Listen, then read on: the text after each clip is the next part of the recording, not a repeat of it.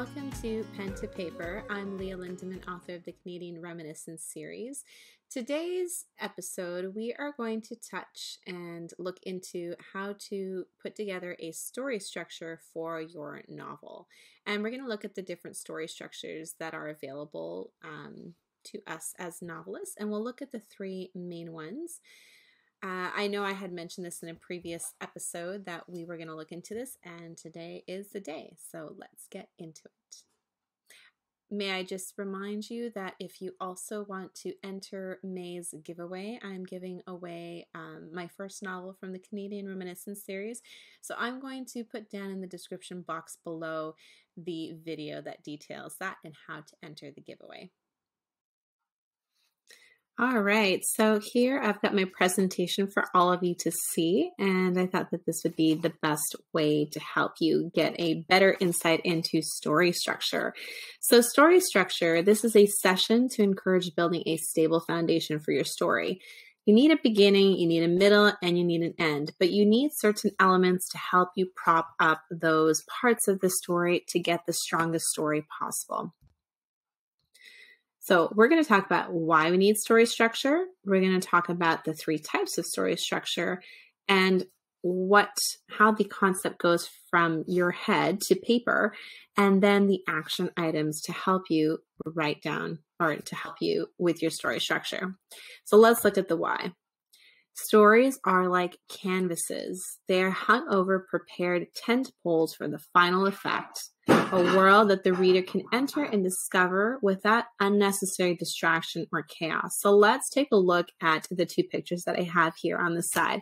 I've got the one where you have the little boy and he's kind of in this little propped up tent of pillows, and it's very obvious that it's unstable. There's not really a structure that he can prop the pillows on except himself, which obviously he's a wriggle worm, so that won't work very well. And then you have the actual tent that has poles and lines to hold it down, and you could see that it actually creates a structure that you could go into without fearing that the tent is going to fall all on top of you. We need a core that engages minds, so that makes sense logically, and a core that wins hearts. So you want to engage the emotions of your reader, and a core that transcends the pages, putting thematic elements into your story that are going to make the reader remember your work, and not just a work that, oh yeah, I had fun reading it and I'm not going to remember it anymore, or a work that's going to get them to think more about it and maybe that they can learn something from. So let's look at the 5-act structure. This is our first structure, and it's the one that I would say is the most popular. And let's look at the Hunger Games here. So the exposition, this is number 1, is the setting.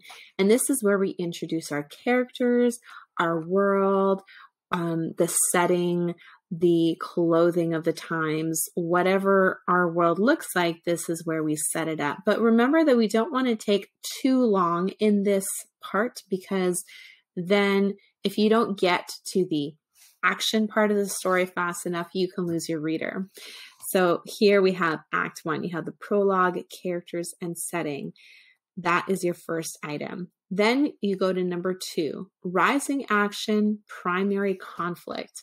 So there's an issue that forces your character to choose a certain choice, which could set the whole story in motion.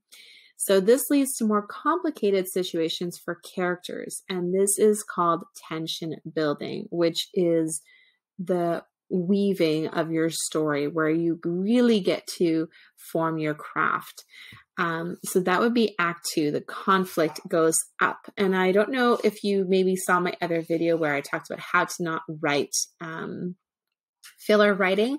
And I mentioned that you want to keep your action constantly rising, never dipping down, probably not plateauing either, because you can lose your reader, but you always want a little bit of rising action to hit number 3, the climax. And this is when everything comes to a head. It's the point of no return, and it's the highest tension. So we talked through the first Act 1, Act 2, Act 3, and I just realized I didn't even I didn't even put the Hunger Games situation into it. So let's talk about that. So the Hunger Games, you have the prologue. This is where we find out that we have the 12 districts. We get to know about Katniss and her family.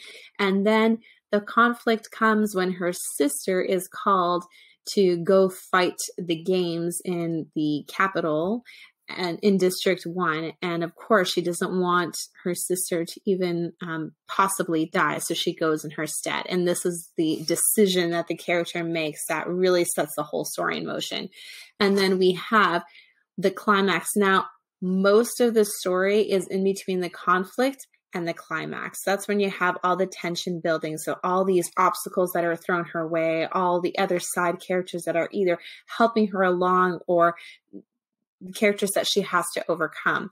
And then the climax comes to the point where at the end, pretty much almost the end, they decide that they're not going to try to kill each other, but instead they're both going to eat the berries. And what does that mean for President Snow? And what kind of position does that put him in?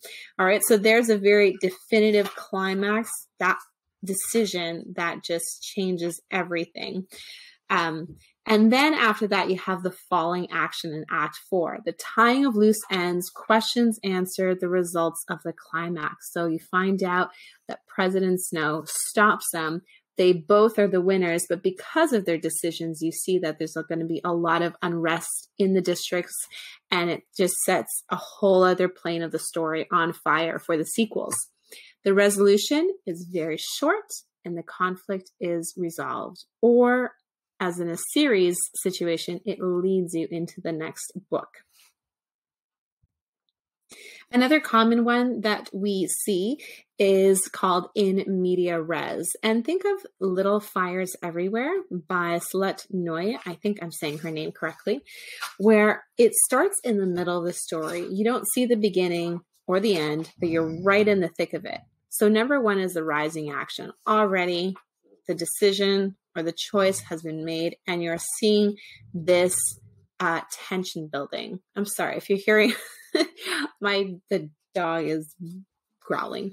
Anyways, and then the exposition, the characters, their beginnings, the setting is actually done through flashbacks. Now remember, or maybe not, if you saw my video on filler writing, it's okay to do flashbacks, but you have to do it in such a way that, again, doesn't drag the story down, but it adds to the story when you're right in the thick of it.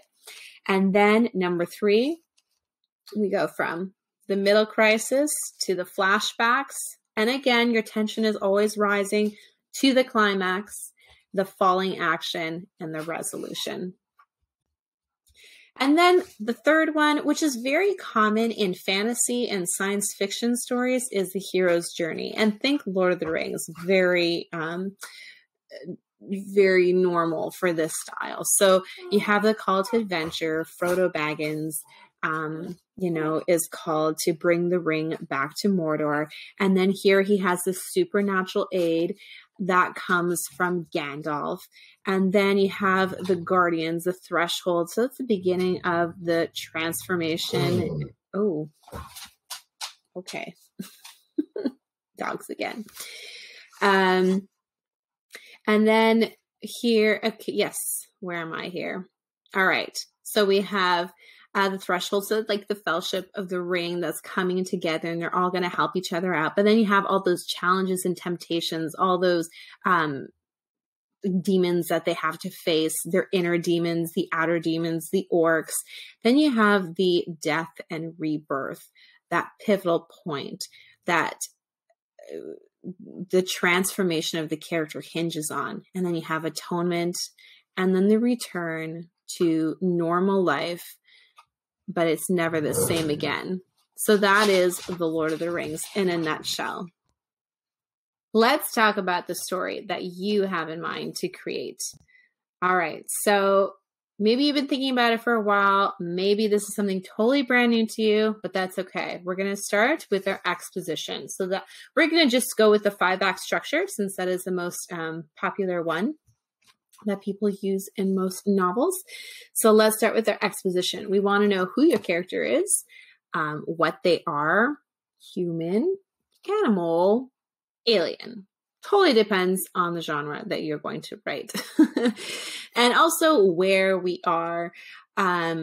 You know, are we in the US? Are we on a cruise ship? Are we in the tundra? And then we also want to know when. What is our setting in terms of history? Are we in the past? Are we in the present? Or are we future dystopia? Now let's look at our rising action. Is it going to be man versus man? You have a hero and you have a villain. Straightforward.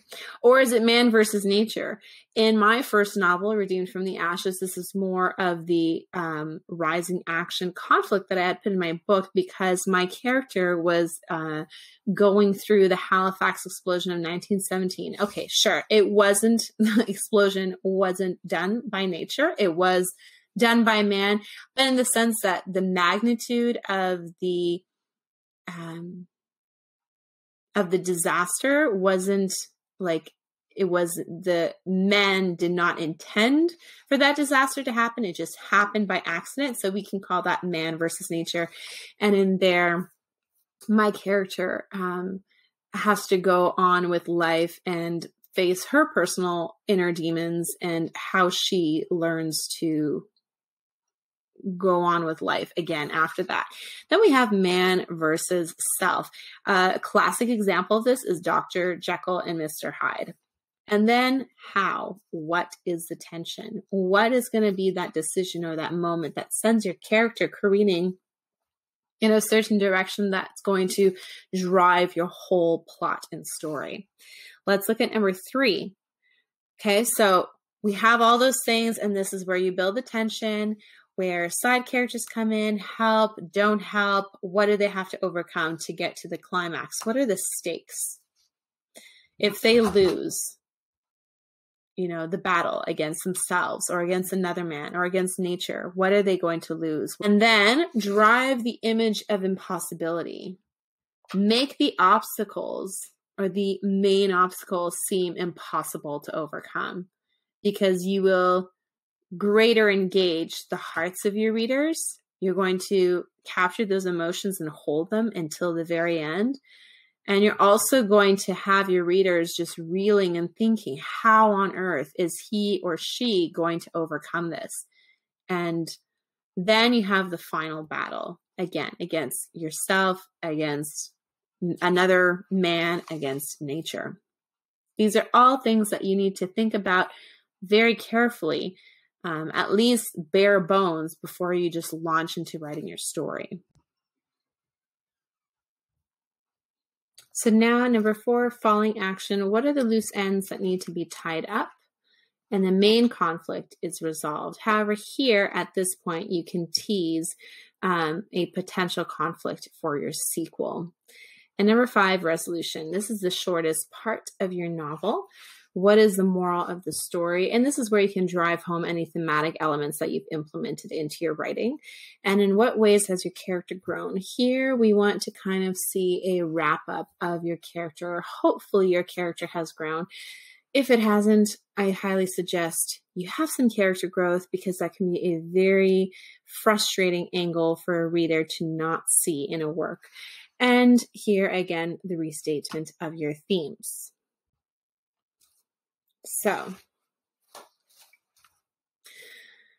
here, these are the things or the benchmarks, shall we say, that you want to hit as you write your story. Things that you want to keep in mind to make sure that your story structure is strong. So our plot, all the dips and rises in between your tent poles. So all those tension building moments from your rising action to your climax, that is the main drive of your plot. So you want to make sure that, again, as I said, that doesn't lag the story down and that is always moving in a certain direction. And your characters are the material of your tent poles. Again, going with the tent imagery, the characters make your story believable. The characters are the heart of your story. So you also want to make sure that you put a lot of thought into, again, character growth, what makes them tick, what makes them relatable. And number 3, pros. You want to take a look at your style of writing. You can have a style of writing that is perhaps a little bit more direct and conversational. You may have a style of writing that your style of writing might tend to be a little more lofty. Perhaps one that has a lot of red herrings in it, or twists and turns, or writing style that injects a lot of your personality into it. And that's it. That is story structure. I hope that this training session has perhaps answered some of your questions that you've had regarding story structure and how to write a novel with a good story structure. And if you have any more questions, feel free to leave it in the comments below.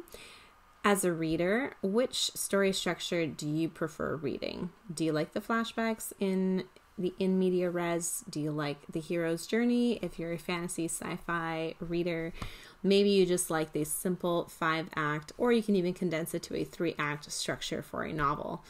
And if maybe you are thinking of writing your first novel, which one seems to fit the genre that you want to write, or which one are you most attracted to, maybe drawn to?